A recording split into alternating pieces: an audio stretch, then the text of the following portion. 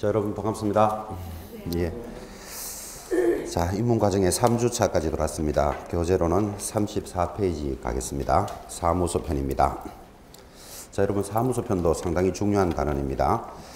중요하다라는 개념을 우리 지난주에 했던 수업으로 연결해 보면 지난주에 이런 수업을 했죠. 여러분이 공부를 열심히 하셔서 자격증을 취득하게 되면 언젠가는 중개업을 하게 됩니다. 중개업을 할 때는 뭐를 해야 됩니까?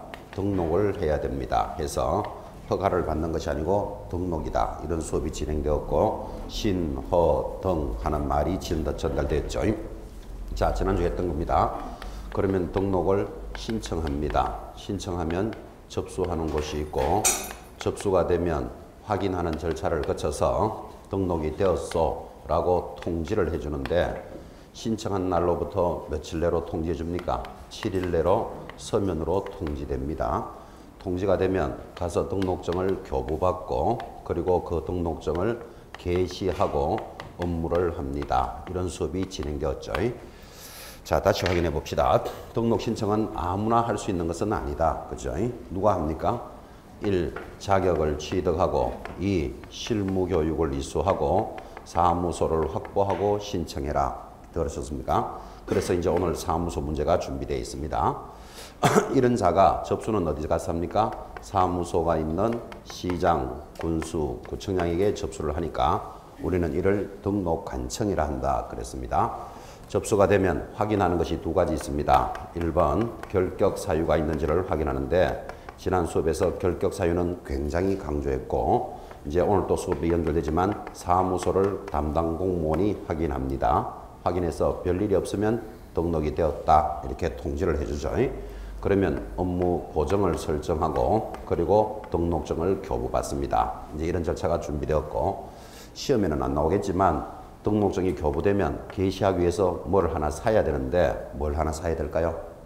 액자 하나 사야 됩니다. 시험에는 안 나오지만 액자를 하나 사서 게시하도록 되어 있습니다.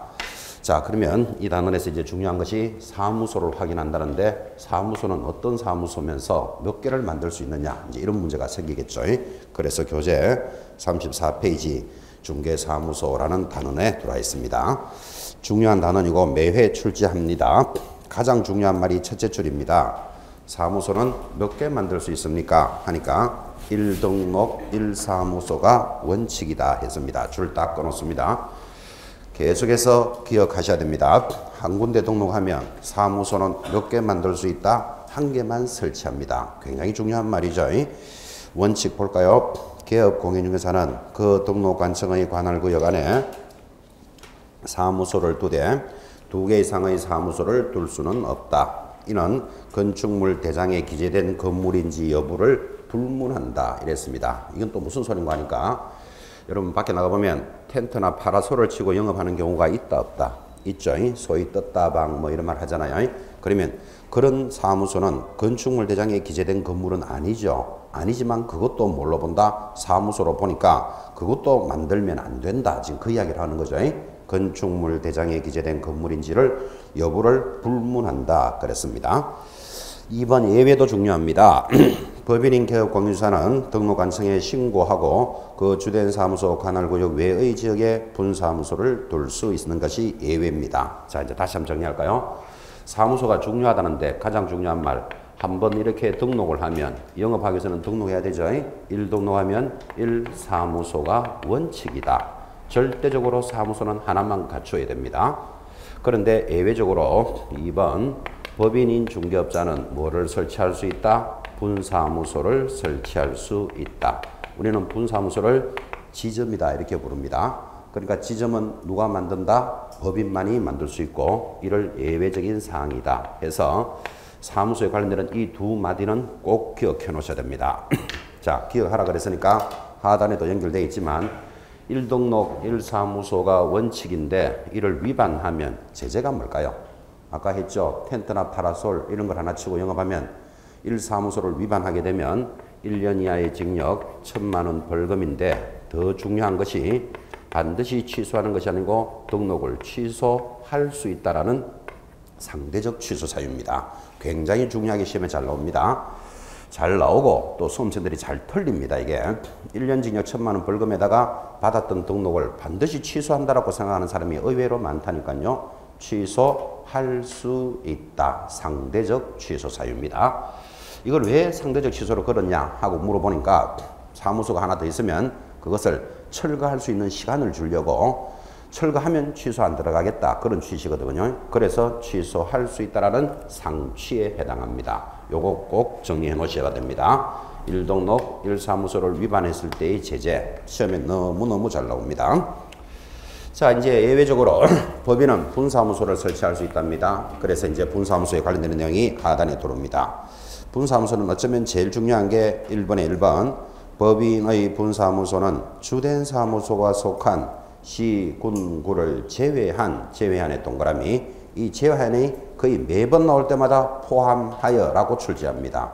제외 딱 잡고 옆에 포함 X까지 적어야 공부 잘하는 학생입니다. 제외하고 시군구를 제외한 시군구별로 설치하되 시군구별로 일개소를 초과할 수 없지만 책임자 요건은 적용하지 않는다라는 표현이 지나갑니다. 이 말입니다. 자, 지금 법인이 어디 있는가 하면 서울특별시 강남구에 법인이 있습니다. 뭐 강남구 가면 역삼동 이런 동네가 있죠. 여기에 중개법인이 있는데 여기에서 뭐 경기도 뭐 안양시 할까요? 뭐 안양시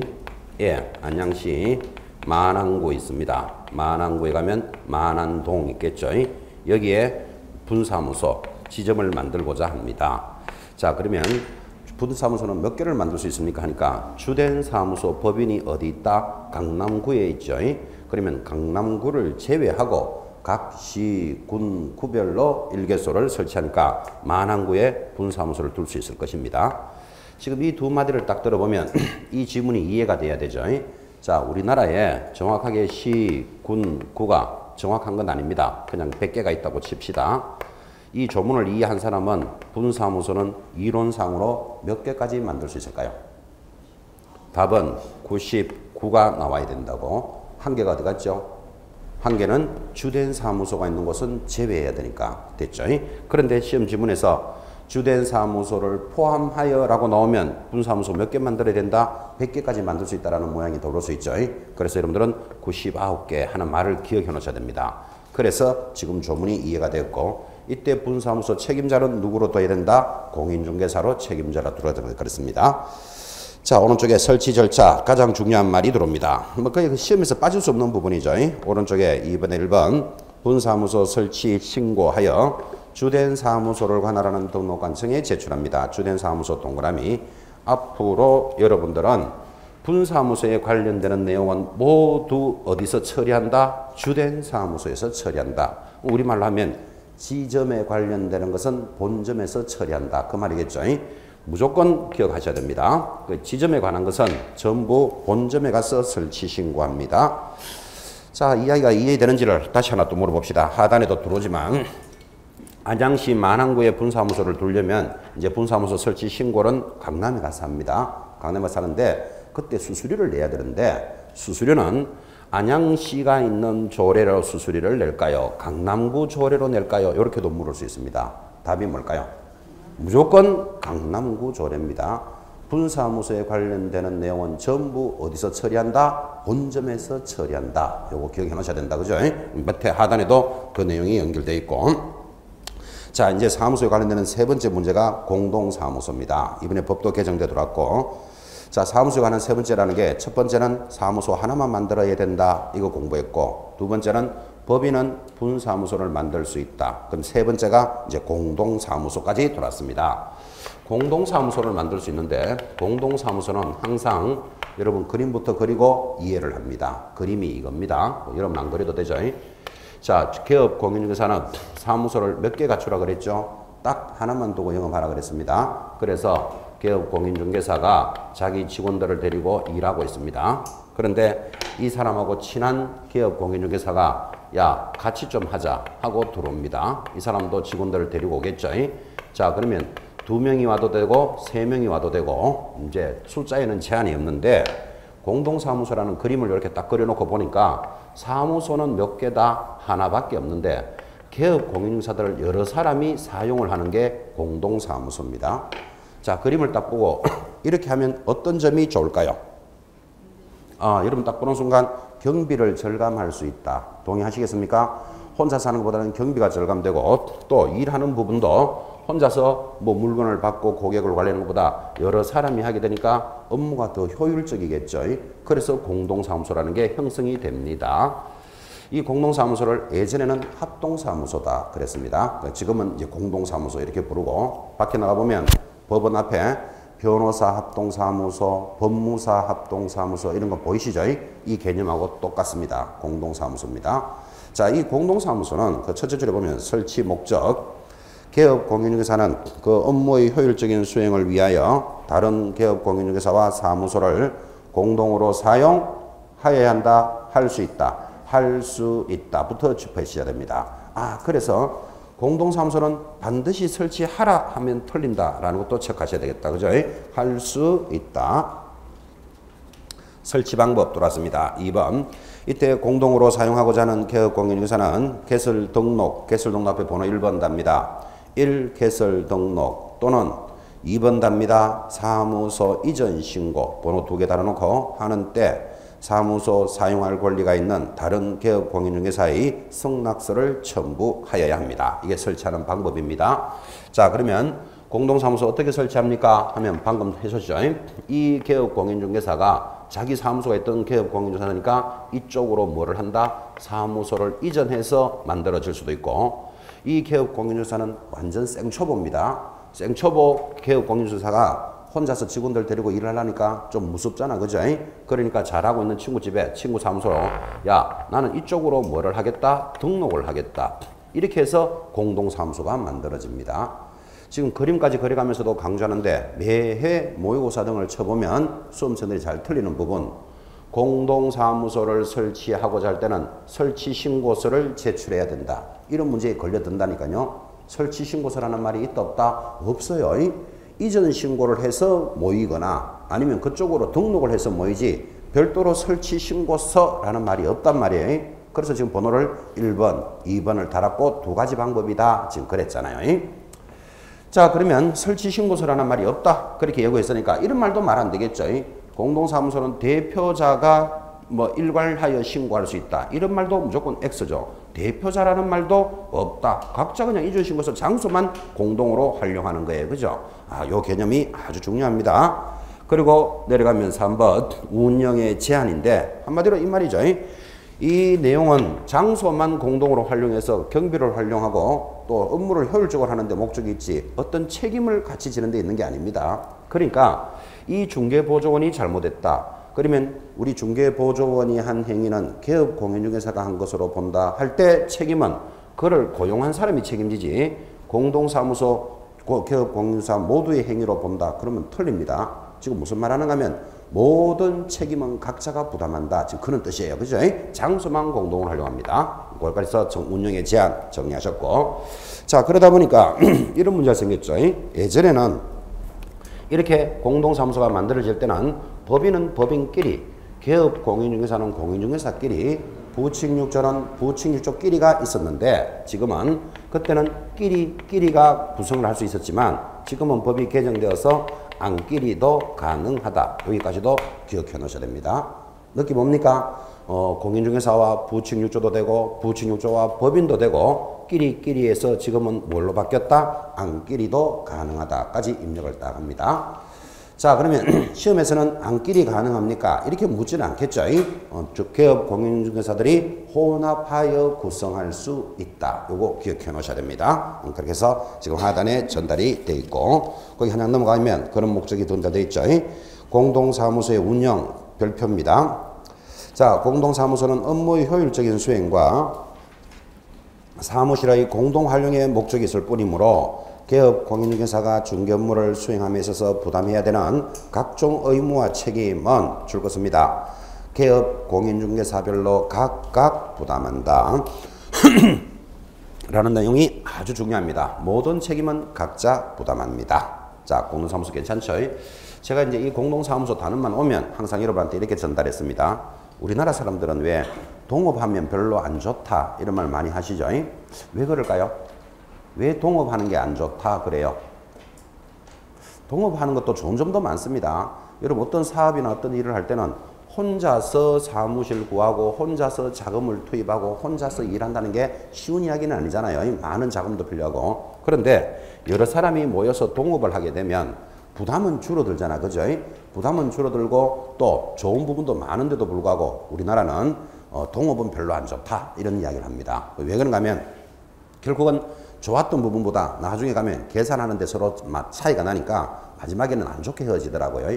그래서 개업은 동업은 하지 마라 이런 이야기를 많이 하는데 이 공동사무소는 딱 와보면 자 동업의 좋은 점 장소를 공동 활용함으로써 경비를 절감할 수 있다라는 것을 가지고 가면서 일을 할 때는 모든 책임은 각자가 부담하니까 우리나라 사람 체질에 딱 맞는 겁니다. 이게 동업의 장점은 가져가면서 모든 권리와 책임은 각자 구성해서 운영한다 그랬잖아요. 그죠? 그래서 앞으로 여러분에게 앞으로 현장에 나가시거든 공동사무소를 좀 많이 설치하세요. 제가 이 단어만 오면 그렇게 이야기를 하는데 그런데 막상 현장에 나가보면 이 중개사무소 공동사무소가 많이 있다 별로 없다.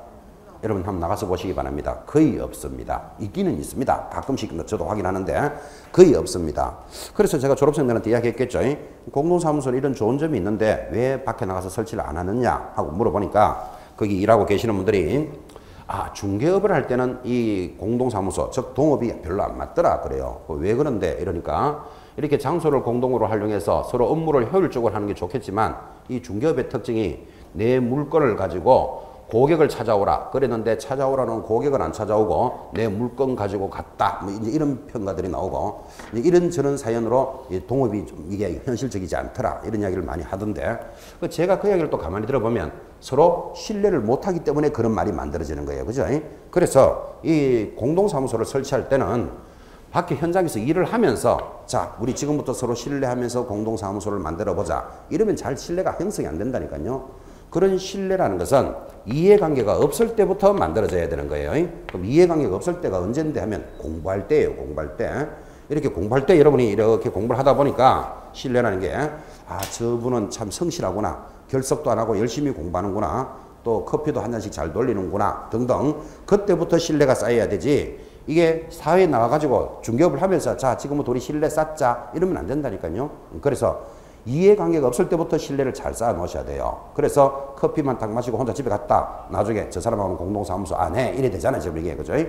다음 시간부터 커피가 막 돌아다니고 있겠죠. 하여튼 그래서 신뢰라는 것은 이해관계가 없을 때부터 쌓여져 있어야 돼요. 그래서 성실하게 공부하고 성실하게 이렇게 노력하는 분이 나중에 가서 우리 공동사무소를 하자 이래야 만들어질 수 있을 것이다. 그렇게 이 단원만 오면 그렇게 이야기합니다.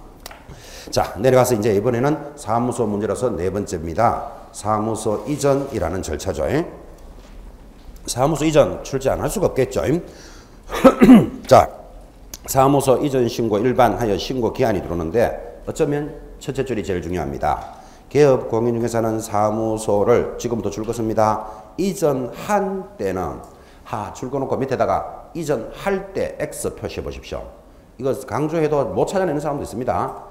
지금 법에 이전한 때는 이랬지 이전할 때가 아니잖아 지금 그죠? 할 때 X 딱 표시해놓고 이전한 날로부터 며칠 내로 10일 내로 이전 사실을 신고해야 한다. 이게 제일 중요하다. 지금 이렇게 전달했습니다. 지금 이런 이야기를 하고 있는 것 같습니다. 자 사무소가 서울 강남에 있습니다. 뭐 강남구에 가면 역삼동 이런 데가 있겠죠. 역삼동에 있던 사무소를 어디로 이전을 하고 싶다. 뭐 노원구에 가면 상계동 이런 데가 있습니다. 자 그러면 강남구에 있던 사무소를 노원구로 이전하는 것을 사무소 이전이라 그럽니다. 근데 가장 중요한 말 사무소 이전은 이사부터 가고 지금 조문이 이전한 때는 이랬잖아. 그죠? 그러니까 이사부터 가고 간 날로부터 며칠 내로 10일 내로 신고하니까 사후 신고제가 도입이 되어 있습니다. 사후 신고제로서 며칠 만에 신고해라 10일 내로 어디에 신고할까요 하니까 이전을 하면 이전한 등록관청 즉 이전 후 관청에다가 신고합니다. 이 타임이 제일 중요합니다. 지금 매번 이 단어가 나올 때마다 여러분한테 이렇게 강조하겠지만 사무소를 이전할 때는 10일 만에 신고해야 된다. 할 딱 들어오면 그 기억이 니은 하나 리얼 하나에 바뀌잖아. 그죠? 이전할 때 하면 사전에 신고하라는 말이에요. 사전 신고하면 틀려요. 사후 신고니까 굉장히 강조하는 취지를 잘 봐놓으셔야 됩니다. 예전에는 사전 신고였습니다. 지금은 사후 신고제로 바뀌었기 때문에 중요하기도 하고, 이제 예전에 여러분 이랬습니다. 여러분이 서울에서 살다가 지방으로 이사를 갑니다. 수원으로. 그러면 예전에는 서울에서 전출 신고 냅니다. 신고부터 하고 그 다음에 수원으로 가서 들어왔다고 전입 신고했습니다. 집을 이사할 때도. 근데 지금은 그런 제도가 다 바뀌어가지고 서울에서 수원으로 먼저 이사부터 갑니다. 이사부터 가고 나는 여기 들어왔소라고 전입 신고만 하면 돼요. 절차가 사전 절차가 편하다, 사후 절차가 편하다. 사후 절차가 훨씬 편하죠. 편하게 된 제재는 기억하셔야 됩니다. 지금 그런 뜻이에요. 그죠? 자, 그래서 사후 신고제라는 말이 가장 중요하고, 하단에 내려가면 3번 첨부 서류 기억하셔야 됩니다. 자, 사무소 이전을 할 때 말로만 할 수는 없고 서류 가져가야 되겠죠. 그때 3번에 1번 등록증 가져갑니다. 밑줄 긋고 2번 등 건축물 대장에 기재된 건물에 사무소 확보 서류 밑줄을 딱 긋습니다. 자, 여러분한테 물어보겠습니다. 여러분이 강남에서 노원으로 이사를 갔습니다. 사무소를 이전시키면 말로만 노원구청에 가서 나 이사 왔어. 그럴 수는 없는 거잖아. 그죠? 뭐를 가져갈까요? 하니까 첫째 등록증 가져오라 그랬습니다. 두 번째는 사무소 확보 서류. 자, 그대로 기억하셔야 되고 중요한 단어인데 이 등록증이라는 게 이거겠죠. 강남에서 영업할 때 등록증 받아서 영업했죠. 등록증 이렇게 돼 있고 뭐 미래공인중개사 뭐 강남구청장이 발급했을 겁니다. 자, 이 등록증을 가지고 영업하던 자가 이제 노원으로 갔으니까 그 등록증을 제출해야 된다. 그래야 어디서 왔는지를 알 수 있잖아. 그죠? 그러면 이제 노원구청에서 다시 등록증을 만들어 줍니다. 등록증 이렇게 돼 있고 미래공인중개사고 뭐 노원구청장이 발급하겠죠. 그래서 등록증 가져가야 됩니다. 그 다음 내가 상계동에 들어왔다는 것은 무엇으로 표시한다? 사무소 확보 서류로서 표시합니다. 사무소 확보 서류가 여러분 뭘까요? 지금 전달할 때 등록증과 사무소 확보 서류를 제출해야 됩니다 하면 알아는 들었는데 막상 사무소 확보 서류가 뭘까요? 하니까 몰라요. 이러면 이제 내용이 꽝인 거예요. 그죠? 사무소 확보 서류가 어떤 게 있을까요? 그렇죠. 여러분이 역삼동에서 상계동으로 이사를 와서 신고를 하면 내가 상계동에 들어왔다는 사무소 확보 서류 제일 많은 게 임대차 계약서. 그렇죠. 또는 상계동에 내가 점포가 있었다. 그러면 그게 뭐다? 뭐 등기부, 등본 또는 점포를 하나 사서 왔을 수도 있죠. 그러면 뭐 매매 계약서. 이게 사무소 확보 서류입니다. 아, 근데 의외로 수험생들이 그런 생각을 못 맞추더라고 지금. 그죠? 그래서 대체적으로 그 사무소 확보 서류 중에서 제일 많이 내는 게 뭘까요? 뭐 임대차 계약서겠죠. 뭐 그거는 우리끼리 하는 이야기고. 그죠? 거기다가 건축물 대장에 있는 사무소여야 되니까 건축물 대장도 가져가야 되는데 이제 건축물 대장은 노원구에서 벌써 그 건물을 관리하고 있기 때문에 대장이 있죠. 그래서 제출할 필요는 없습니다. 그거는 누가 확인한다? 노원구청의 공무원이 확인하니까. 자, 다시 정리하면 제출하는 서류가 뭘까요? 등록증 그리고 사무소 확보 서류인데 말은 이렇게 하지만 여러분들은 매매계약서나 임대차 계약서를 말하는 것이다 라는 느낌은 왔습니까? 그렇게 해서 사무소 확보 서류를 제시합니다. 그런데 불구하고 하단에 내려가면 4번 이전 신고 위반 시 얼마짜리? 100만 원 이하의 과태료입니다. 자, 사무소 이전 신고에 관해서는 참 시험이 잘 나오는데 100만 원 이하의 과태료 줄 하나 깎고 이제 드디어 과태료가 출발을 합니다. 그래서 입문 과정에서는 노래 제목만 잘 들으시면 됩니다. 무슨 말인가 하니까 100만 원 이하의 과태료 하면 앞으로 여러분들은 그 밑에다 하나 적어 놓습니다. 이, 보, 개, 문, 표, 반납, 반납표 이렇게 갑니다. 자, 앞으로 100만 원짜리 과태료 나오면 노래 제목이 뭐라고요? 이복의 문표 반납 반납효 반납 반납효를 반납 반납휴 그랬습니다. 자, 100만 원짜리만 나오면 이렇게 노래를 부를 건데 자, 이 많은 내용을 이제 시험 치는 날까지 앞으로 여러분들은 제재를 물어볼 때가 제일 점수 따기가 좋습니다. 뭐를 위반하면 뭐, 뭐를 위반하면 뭐 이게 처음 공부할 때는 좀 복잡한 것 같죠? 근데 마지막 점수 딸 때는 제일 여러분이 편하게 접근합니다. 자, 이제 시작하는데 100만 원짜리 과태료 하면 노래 제목이 뭐라고요?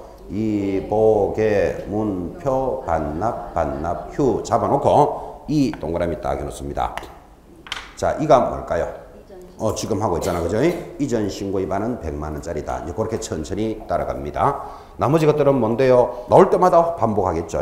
그래서 수업만 충실히 들어도 제재는 저절로 익히게 하겠다라는 게 우리 수업의 목표입니다. 나올 때마다 이렇게 노래를 부릅니다.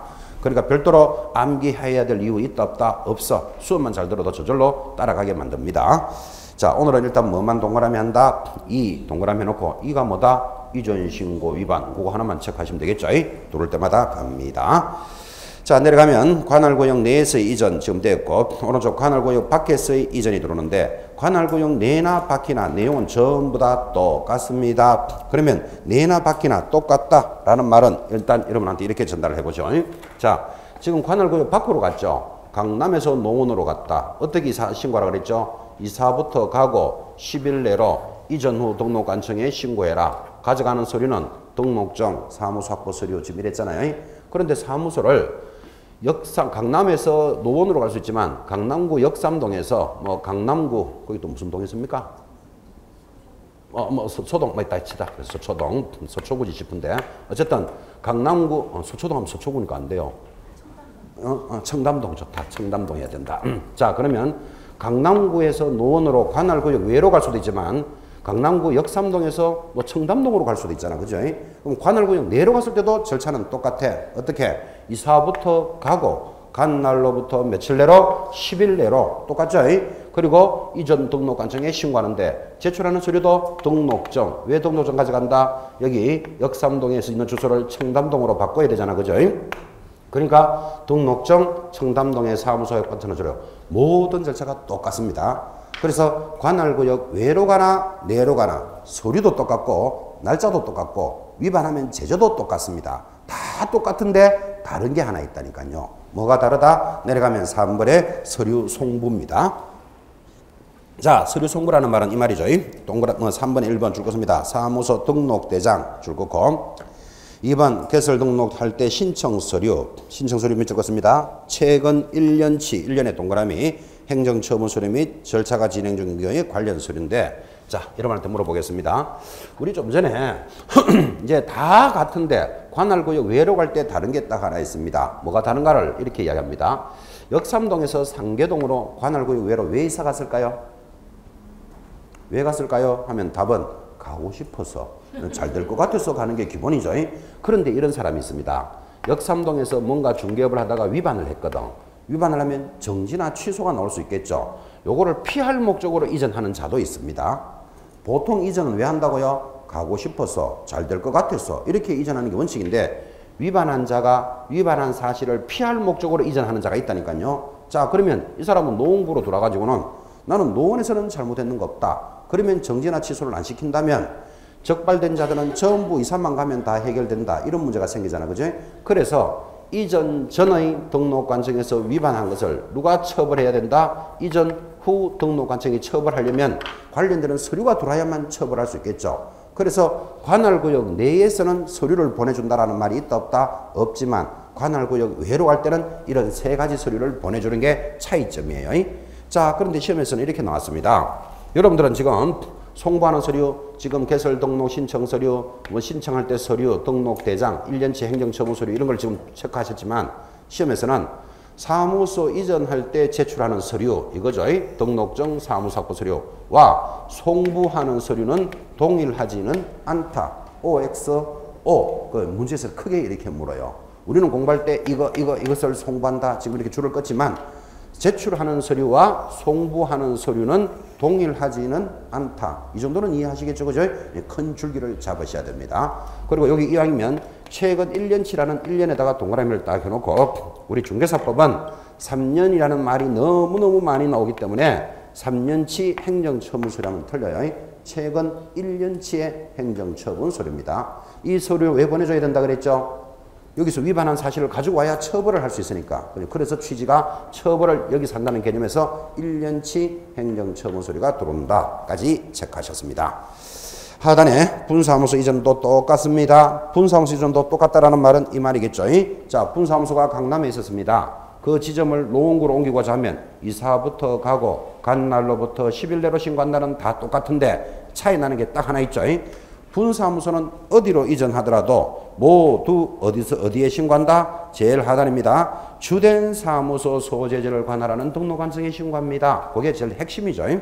그래서 밑에서 셋째 줄 주된 사무소를 관할하는 소재지 그거 줄 꺼놓습니다. 그래서 분사무소는 모두 본점에서 처리한다. 정리하실 것. 자, 사무소에 관련되는 내용들이 쫙 빠르게 정리됐습니다. 자, 여러분 함께 감 한번 잡아봅니다. 사무소는 몇 개 만들 수 있다? 한 개만 만들어야 된다. 근데 법인은 뭐를 설치할 수 있다? 분사무소를 설치할 수 있습니다. 절차를 공부하셨습니다. 그 다음 이런 사무소는 공동으로 사용할 수 있습니다. 그리고 공동사무소를 만드는 방법, 그리고 끼리끼리도 되고 안끼리도 가능하다. 이런 내용들이 전달이 되었다면 이제 이 사무소를 이전하는 문제도 공부하셨습니다. 사무소 이전에 대해서는 제일 중요한 건 뭐? 사후 신고제 이전부터 하고 신고하는데 이를 위반하면 얼마짜리? 100만 원짜리가 필요다. 이제 사무소에 관련되는 내용이 전달이 됐습니다. 하나 넘어가서 휴업, 폐업의 신고 의무입니다. 자, 중개업자는 언제든지 자유롭게 휴업하거나 폐업할 수 있겠죠. 그죠? 자, 그래서 휴업, 폐업도 제목 하나에 한 문제가 반드시 따라 들어오는데 이 휴업은 어쩌면 동그라미 1번이 제일 중요합니다. 거기 신고 의무자 밑에 신고 의무 사유 동그라미 1번 3월을 초과하여 휴업할 때 신고합니다. 3월 초과 줄 딱 끊었습니다.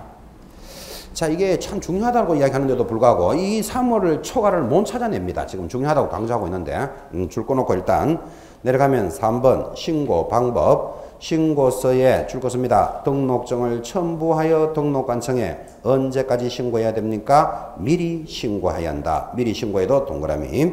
자, 거기까지 해놓고 자, 그 내용을 잘 틀리기 때문에 항상 그림으로 전달을 합니다. 자, 중개업자는 언제든지 뭐 할 수 있다. 휴업할 수도 있고 폐업할 수도 있습니다. 자기가 쉬고 싶은 거 휴업이에요. 그 다음에 그만두는 거 폐업이에요.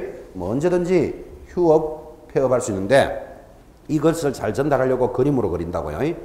3월을 초과하여 휴업하고자 할 때는 미리 신고하라 그랬습니다. 그때는 뭐를 첨부하여? 등록증을 첨부하여 신고하라 이렇게 돌았잖아요. 자, 지금 그 줄 긋고 강조했던 내용이 요겁니다. 이 그림을 자꾸 눈으로 익히셔야 돼요. 근데 이 눈으로 익히시면서 여기서 벌써 틀리는 곳이 세 군데가 묻어 있습니다. 자, 첫 번째 문제. 언제든지 중개업자는 휴업하거나 폐업할 수 있다. OX. O입니다. O. 언제든지 할 수 있습니다. 그러나 휴업하고자 할 때는 미리 등록증을 첨부하여 신고해야 한다. OX. 일단 X. 그냥 휴업할 때는 한두 달 휴업할 때는 막 놀아도 돼. 반드시 3월을 초과할 때만 신고합니다. 됐습니까? 그래서 이 그림을 보면서 3월 하는 걸 찾아내야 되고 두 번째, 3월 이상입니까? 초과입니까? 초과입니다. 이거를 3월 이상에 걸려들면 분통 터진다니까요. 근데 이런 걸 강조해도 잘 안 되니까 여러분 한번 보세요. 3월 이상이다 하면 이상은 3월을 포함해야 되잖아. 그럼 이렇게 그림을 그렸을 거라고 3월을 포함하는데 이렇게 그림을 안 그리고 이렇게 그리고 있죠. 그죠? 아, 이거 3월 초과라는 걸 여러분한테 눈으로 익혀주고 있습니다. 이 법이 개정되기 전에는 3월 이상이 있었어요. 그렇기 때문에 그런 문제를 낸다고요. 3월 초과입니다. 그 다음 또 묻습니다. 3월을 초과하여 휴업할 때는 신고하라고 들으셨죠? 그때 신고는 3일 전까지 신고해야 한다. OX. X입니다. 어떤 놈이 3일 전에 하라 그랬습니까? 미리 신고하라 그랬지. 그죠? 그러면 이런 말이 되죠? 여러분이 5월 1일부터 휴업하는데 3일 전에 하라. 이 말은 4월 27일까지 하라. 이 말이잖아. 그죠? 틀립니다. 4월 30일, 29일 해도 됩니다. 미리 신고만 하면 되니까. 그죠? 그래서 미리 하는 거 잡았죠? 아주 중요하니까 개념을 딱 잡고 계셔야 됩니다. 자, 그러면 이제 중요하고 또 조심해야 될 부분을 그림으로 전달했고 앞으로 이 그림으로 계속 볼 거예요. 한 번 더 합시다. 중개업자는 언제든지 폐업할 수 있다. 맞죠? 그죠? 근데 폐업을 한 자는 미리 신고해야 한다. OX. 지금 어디가 틀린지도 모르죠? 폐업을 한 자는 그러면 틀려요. 폐업도 미리 신고해야 돼요. 미리. 되겠습니까? 그래서 강조하는 것을 익히고 계셔야 됩니다. 이 휴업, 폐업 단어는 제목 하나에 한 문제가 딱 들어오는데 다 알고도 당합니다. 그래서 지금 그림 그렸던 것을 잘 익혀 놓으셔야 됩니다. 자, 그러면 이제 그림을 익혔다. 그러면 이제 또 하나 물어봅시다. 3월을 초과하여 휴업할 때는 미리 신고하라 그랬습니다. 등록증을 딱 갖다 내놓고. 그런데 기준이 있어야 됩니까? 없어야 됩니까? 기준이 있어야 됩니다. 만약에 기준이 없다면 이런 문제가 되죠. 3월을 초과할 때는 미리 신고하라고 하니까 어떤 놈이 신고하러 와가지고는 나는 45년간 휴업하겠어. 이게 말 된다 안 된다? 45년 더 살지 안 살지도 모르는데, 그지? 그래서 휴업은 얼마까지만 해야 된다라는 기준이 있어야 된다니까요.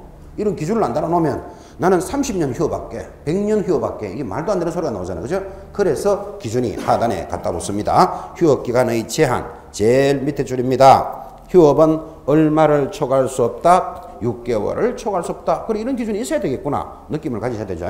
아, 그래서 휴업은 3개월을 초과할 때는 얼마를 초과할 수 없다? 6개월은 초과할 수는 없다. 그럼 휴업 한 번 할 때는 얼마까지만 해야 된다? 6개월까지만 해야 되는 거예요. 자, 그랬는데 예전에는요 6개월까지 했다가 다시 연장 신고할 수 있다 이랬는데 지금은 그런 말이 없고 오른쪽에 한번 보시기 바랍니다. 부득이한 사유가 있으면 6개월을 초과하여 휴업할 수 있다. 원래도 출제됐지만 부득이한 사유가 뭘까요? 질병으로 인한 요양 동그라미, 징집으로 인한 입영 동그라미, 취약 동그라미, 그 밖에 준하는 부득이한 사유니까 이런 이야기입니다. 자, 6개월간 휴업을 했는데 병이 났습니다. 그럼 요양, 그죠? 풀에 갑니다. 뭐 징집이라 할까요? 징집. 그 다음 취약입니다. 취약이 뭐죠? 취약은 학교 가는 겁니다.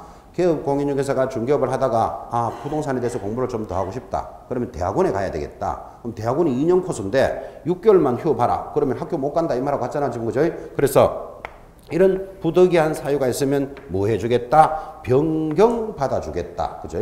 그때는 기간에 대해서 6개월이라는 기간에 제한이 있다 없다? 없겠죠. 부득이한 사유가 있으면 변경 신고할 수 있을 것입니다.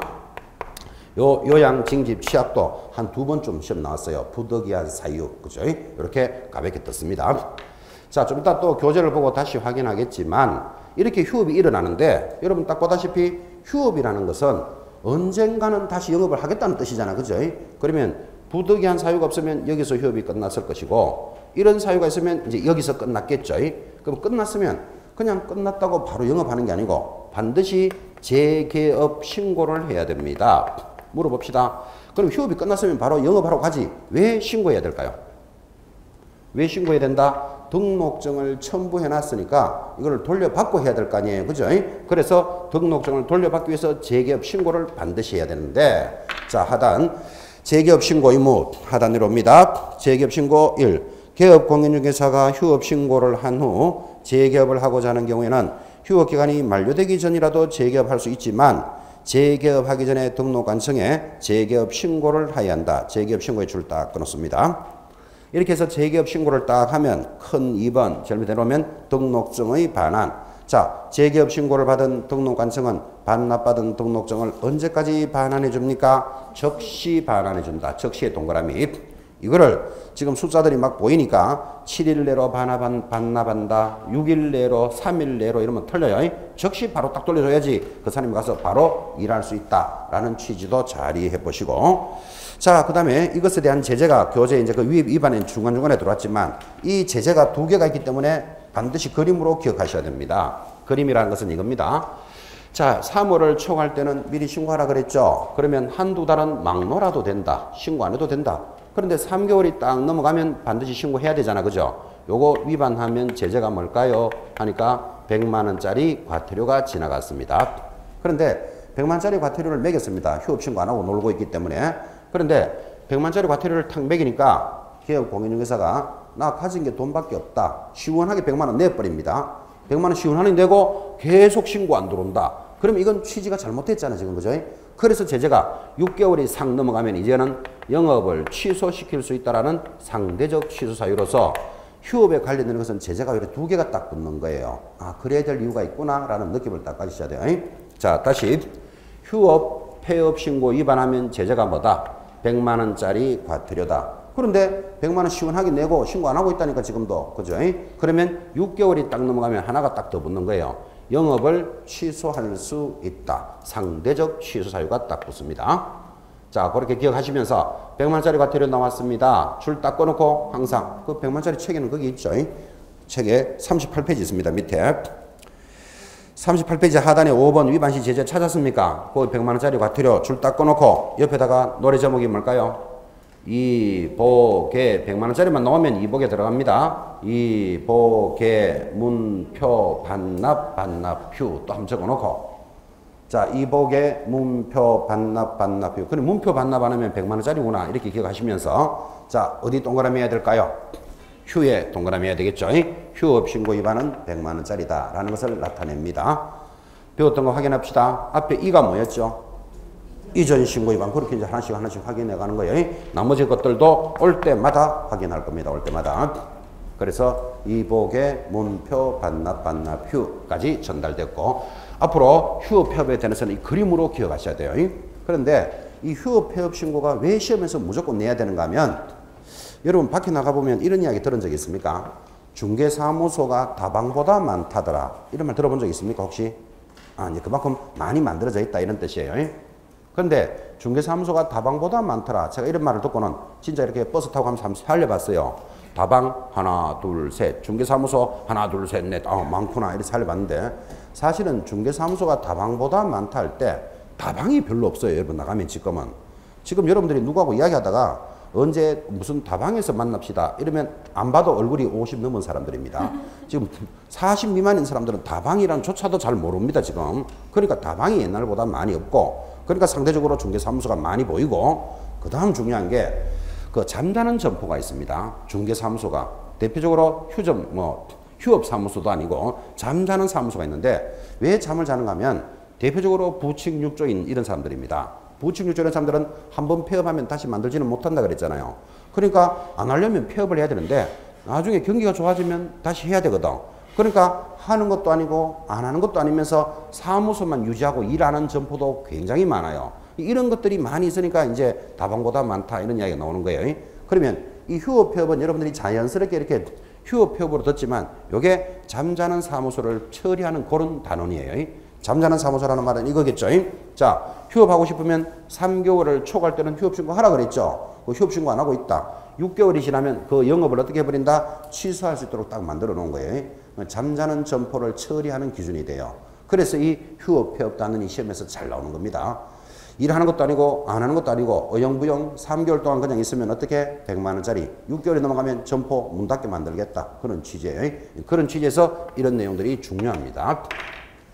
또 이것도 이제 휴업 폐업에 대해서 이제 그렇게 이제 잠자는 점포를 처리하는 모습도 될 수도 있고, 그다음 또 재밌는 내용도 있습니다.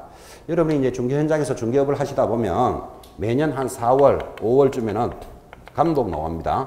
뭐 위반한 사실이 없는지, 또 거래계약서는 5년 이상 보관하고 있는지 이렇게 지도 감독이 들어오는데, 경기가 좋을 때 그죠? 부동산 투기 단속반이 들어닥쳤다 이런 말도 많았죠. 지금은 경기가 별로니까, 뭐 수도권에는 지금 주택 경기가 별로니까 뭐 그런 말들이 아주 옛날 이야기 같지만, 예전에 자고 나면 아파트 값 오른다 이런 시절이 있었습니다. 그때는 TV 뉴스에 투기 뭐 단속반이 다닌다, 투기 뭐 단속 완장차고 어디 가는가 하면 중개사무소 갑니다. 그때 투기라는 것은 전부 세금을 뺏는 것들이 투기 단속이니까, 단속을 나갈 때 이쪽 골목에서 이제 단속 나왔습니다 라고 연락 오면 이쪽 중개사무소들 전부 다 문 닫고 집에 가버립니다. 그 점검 받아봐야 좋을 일이 없으니까 그죠? 그런데 그냥 가서 한 일주일 좀 놀다가 와도 된다 안 된다? 되지. 한두 달은 막 놀아도 되니까 그죠? 그래서 문 닫고 가가지고는 잘 됐다, 중국 여행이나 한번 갔다 오자. 시원하게 중국 여행 갑니다. 이제 투기 단속반이 이번 주에 온다더라, 다음 달에 온다더라 이러면 한 달 동안 중국 여행 가는 거예요. 그만큼 좋았던 경기가 있었으니까 한 달, 두 달 막 놀아도 된다. 제재가 아니라는 것도 잘 기억하셔야 돼요. 근데 나중에 여러분들은 경기가 더 좋아지거든. 한 대여섯 달 놀아도 된다 안 된다? 돼. 왜? 석 달 넘어가면 위반했으니까 뭐 나온다? 100만 원짜리 과태료 나오거든요. 가지기 돈밖에 없으니까 시원하게 과태료 내면 된다니까요. 과태료 내고 계속 놀아도 돼. 그런데 이제 6개월이 넘어서 안 들어오면 어떻게 된다? 영업을 취소할 수 있다고 걸어놓는다고. 그래서 최소한 언제는 돌아야 된다? 5개월 30일 만에 다시 돌아와서 하루 이틀 근무하다가 다시 6개월 가버려야 돼요. 그래야 피할 수 있다. 그죠? 그렇게 하라는 소리입니까? 휴업 폐업 기억해라는 뜻입니까? 휴업 폐업을 기억하라는 뜻이에요. 이렇게 활용이 된다고 이게. 그죠? 투기 단속반을 피하는 모습 또는 잠자는 점포를 처리하는 기준이 휴업 폐업에 관한 내용입니다. 그래서 이 단원이 매년 시험에 나와야 될 이유가 있습니다. 주의해야 될 것들을 그림으로 많이 강조했습니다. 한 장 넘기시면 인장등록이라는 단원으로 접어듭니다. 아주 또 가볍게 제목 하나에 하나죠. 10분 쉬었다가 인장등록 체크하도록 하겠습니다.